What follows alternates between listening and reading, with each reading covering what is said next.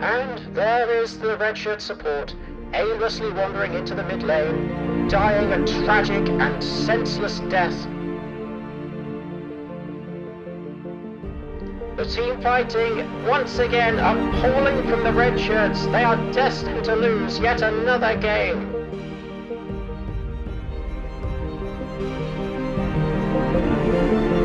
Can they even win another game this season? It's frankly getting embarrassing.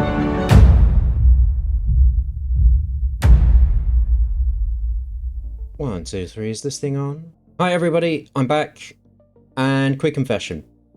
I skipped to the end of the split.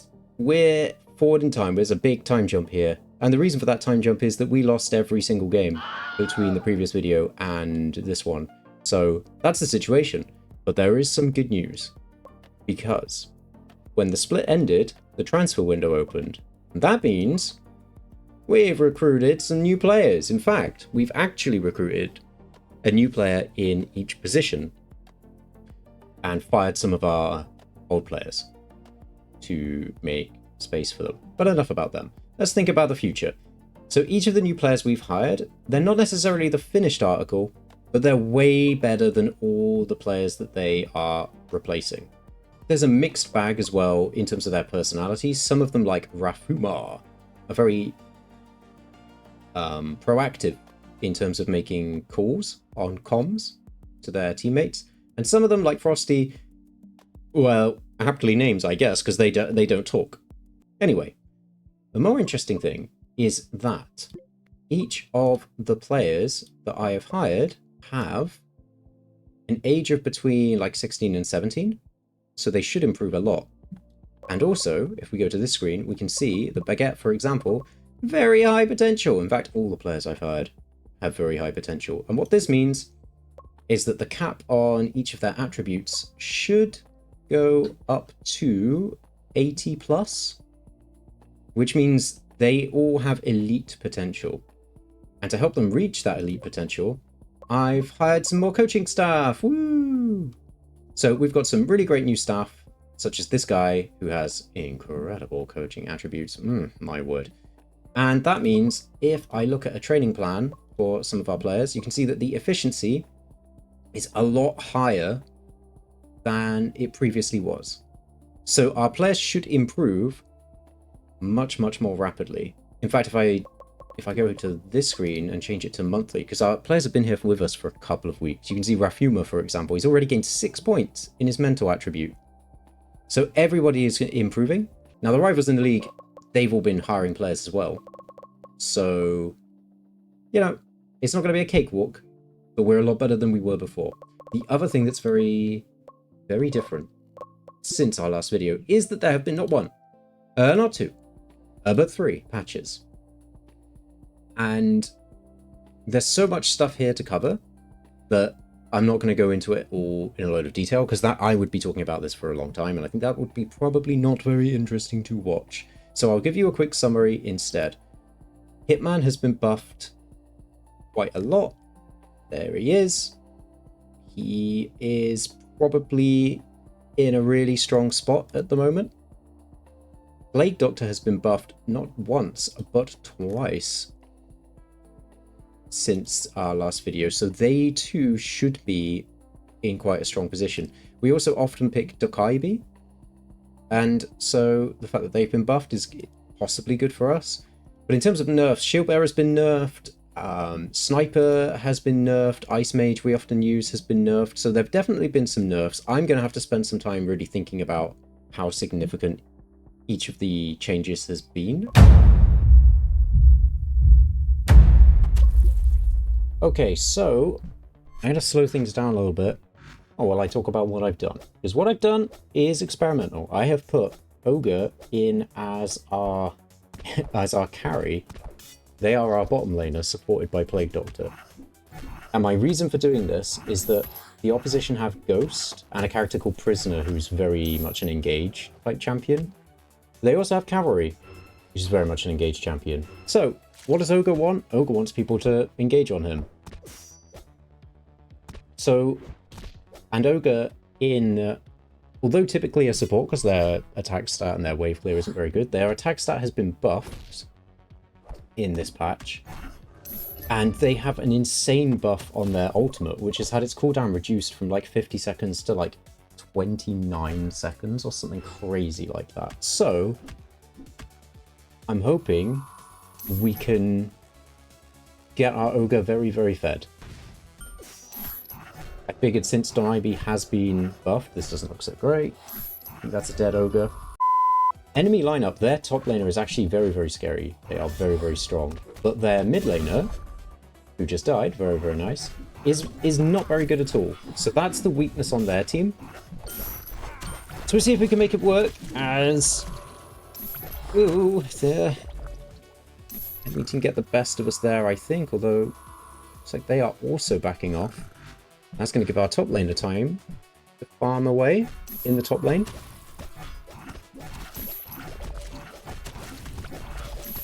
We're definitely going to be behind in gold bot lane early because our farming and our wave play just won't be as good. Oh no. But I don't think that will matter as long as we don't get too far behind. So we make a bit of a play here. Can we get a kill? I think so. It was a roam from our bot laner. Interesting decision from them. I guess they don't miss too much for having done that. Although we do lose a tower, so that's not great. And we might die here. Oh no. Oh dear. Our team aren't playing together. Come on now. Come on now. Because this is going to be a loss. This is going to be a loss, but see how we do in the next game. Alright. So, Clown, despite what I said earlier, I'm like, oh, I'll pick a champion that's been buffed, because Clown has been buffed. So we'll see how they fare. They're kind of an assassin. We have got a mid matchup that is Sniper on the opposition side into Boomerang Hunter. Sniper's been nerfed, whereas Boomerang Hunter hasn't. So that might go in our favour. And in the bot lane, we've got the Gambler on the opposition side and the Monk, both champions that have been nerfed a couple of times, I think. At least a bit between them. Into Jiangxi, who's been buffed. And the Dancer, who hasn't been nerfed or buffed. So on paper, we have the stronger champions, but we suffer a gank there, which is not ideal. That puts a kill on the Sniper. We don't have the damage in the bot lane yet to capitalize. I think we'll escape this gank, which is nice. We've got a 2-level lead on the top lane. Holy. Crazy shenanigans going on there. I think it might be a tough matchup mid in terms of the, like, champion v champion, but our player should be the stronger player. Of course, they did get ganked earlier, so they are at a gold disadvantage.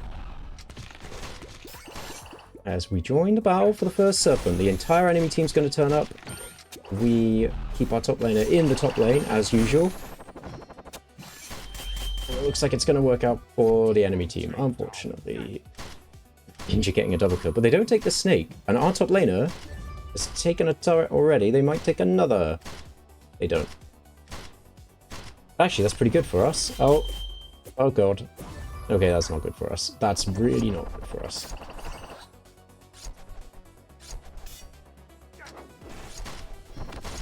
Oh, I don't know about this. We somehow survived that. Numbers advantage again on the enemy team for this fight. It's not looking ideal for the red shirts right now. It's not looking ideal. We are down in gold everywhere. And what would have been a nice healthy lead in the top lane is now a major deficit because all the kills have gone on that pesky ninja. So this is, yeah, it's not looking great. Gonna need some good individual performances here to pull us out of this rut. You can get priority here. Ninja going in. All going. Oh no. Yeah, we just, I think this game's over. I think it might already be over. We could hold on for a while. We do have a lot of range on our team, so if we're able to kind of clear waves quickly and not suffer too many tower losses here,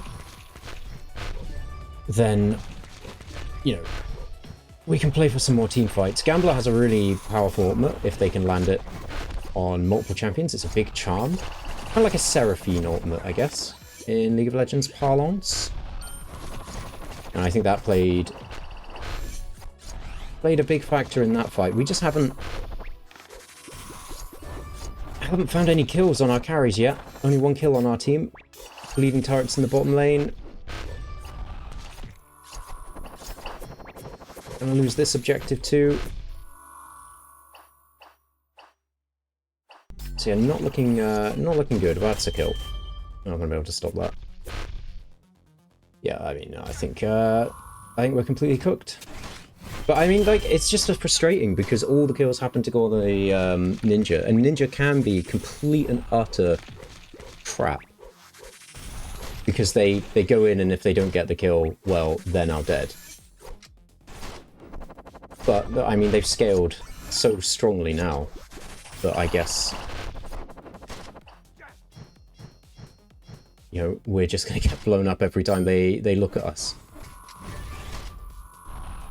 Sniper, of course, still doing a lot of damage. She does less damage than she did before, but she's still a good champion. As the enemy team set up here on the tree, and they're going to take it. And, yep, they dive straight onto our top laner. And now we're going to probably suffer a bunch in the middle lane, and I think they're going to march down the gate in the middle and end, because we're not going to be able to stop this, I don't think, unless they call it off. Which they shouldn't. Oh, we're all out of position here. I actually tried our new jungler as well in this game. I thought, well, we lost the first one, so let's try the new jungler. It hasn't helped at all. This was absolutely shambolic from the red shirts, so oh, fuck me, I guess. I do think the enemy team have, like I say, this guy, their top laner is exceptional. Their jungler's also really good. Their mid laner sucks. Their bottom lane is really good. Their support's really good. They are actually still better, a lot of better individual players than us. Hang on, we did do something there at least. Their only weak player is their mid laner, whereas it's not that we have like weak players, we're just nowhere near as good as them. So we're still, you know, we shouldn't be expecting to win, but it's just annoying how we've been absolutely shat on here. First game, fair enough, it was a bit experimental. I tried something, didn't work out, but it's a lesson we can learn for the future. This match, I don't know what lessons we can take away from it. Like maybe ban Ninja? Yeah, I don't know what we can take away from it. Other than probably, again, like I said in the prior match, like, buffs and nerfs might not be that significant, or I might be reading too much into them. It's ultimately still the champions are the champions, right? I think this might end up being it.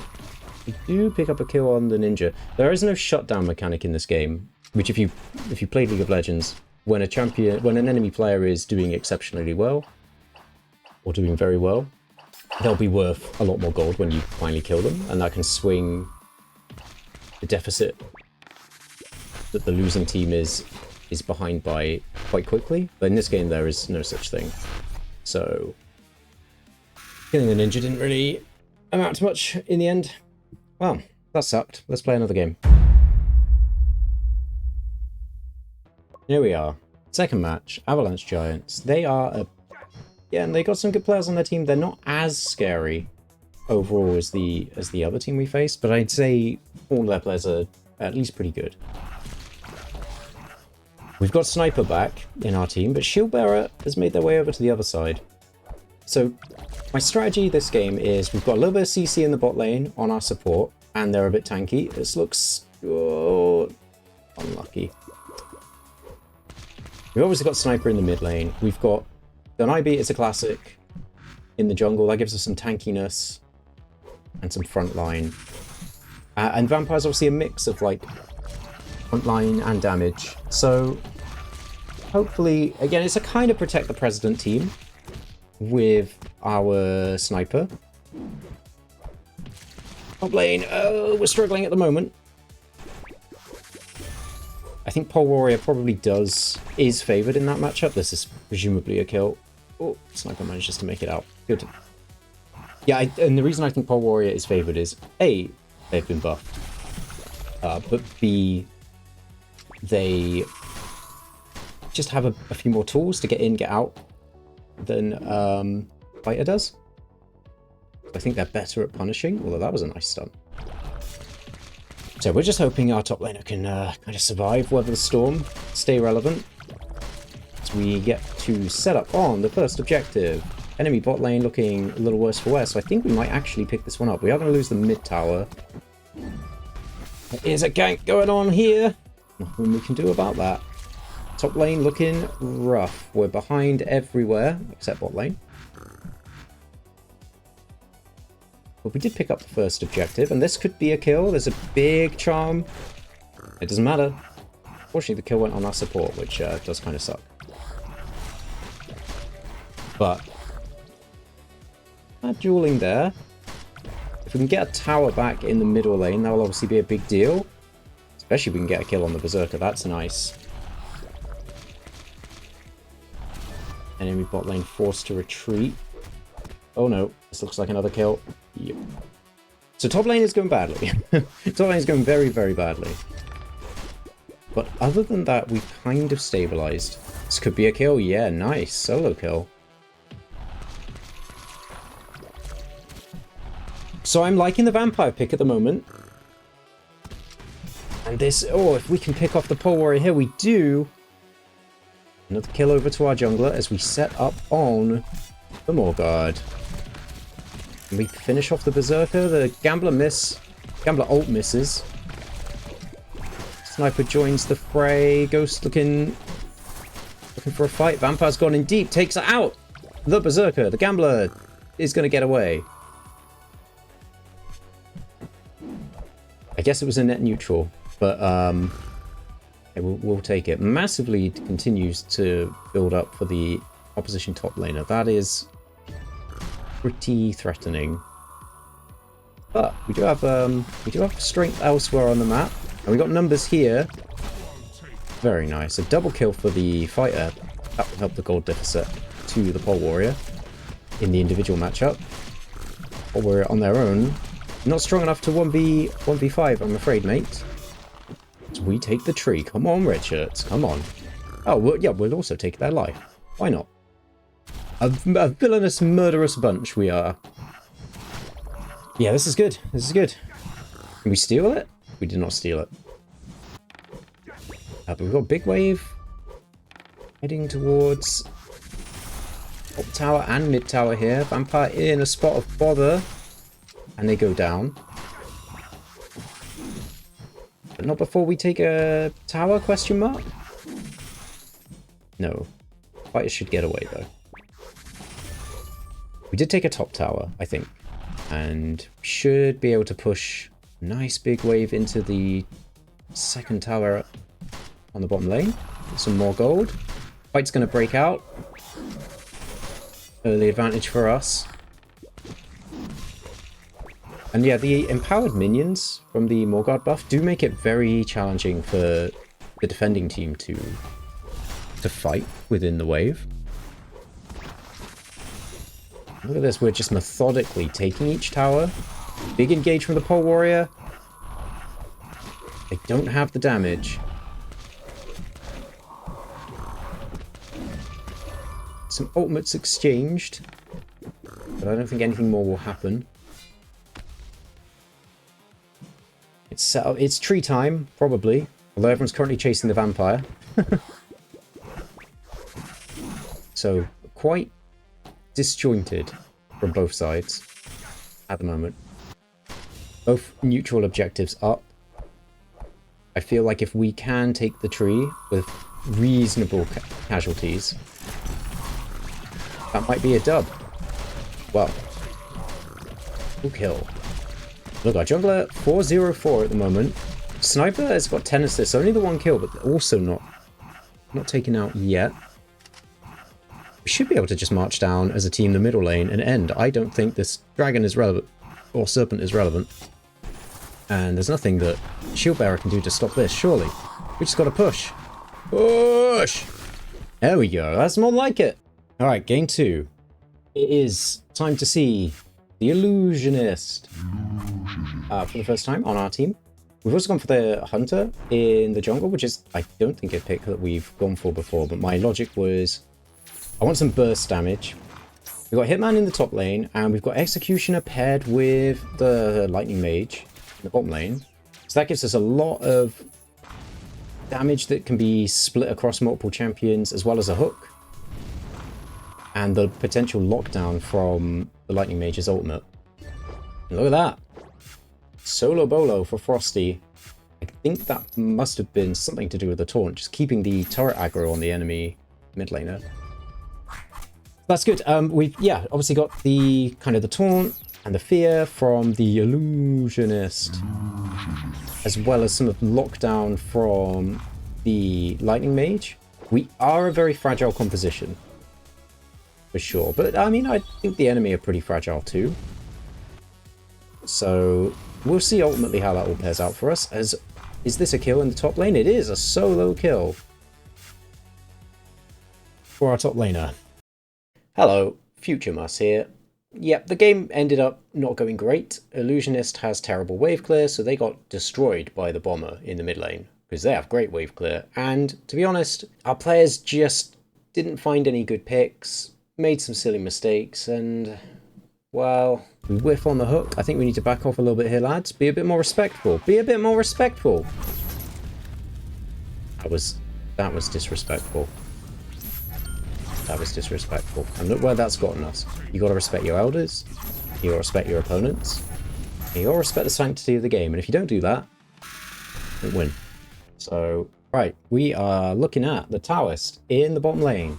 And their shtick is that they have an ability that temporarily disables an opponent's basic attack, as well as an ability that temporarily disables an opponent's abilities. So maybe that will help, or maybe it won't. Well, I guess we'll find out.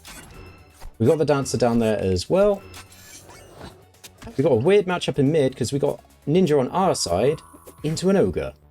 Not known, I think Ninja's for slaying ogres, but we'll see how it pans out here. The opposition are a lot tankier than us in general. We do have Druid in the top lane who's kind of tanky. But otherwise, our team is quite squishy. So we are, I think, hoping that we can get the advantage early and end reasonably quickly? Question mark. Do have scaling on our side as well. If Dancer can get kills, she scales really well. You can kind of see the Taoist there. There's like a padlock symbol that appears when they lock certain abilities from the enemy. So you can kind of keep track of that, I guess. So far, things are pretty even everywhere. I did pick the Clown as our jungler, and I instructed them to do a lot of ganking early, but they don't seem to be currently finding any opportunities for that, and that is a kill. That's not what we want to see. Maybe we can return the favor. Maybe we can kill this ogre. It doesn't look like we will. Oh, that stinks. We might get a snack, though. We might get a cheeky snack. Oh, we might get more than that. What's the Shadowmancer doing? Can we kill them? Yeah, we can. Nice. And we get a snake as well. Surviving a gank in the top lane, always good. We've got a level advantage there. Lancer's been quite heavily nerfed, so they're not as scary as they used to be. Ninja, you gotta get out of there, brother. This is... I didn't know where they would pick the ogre.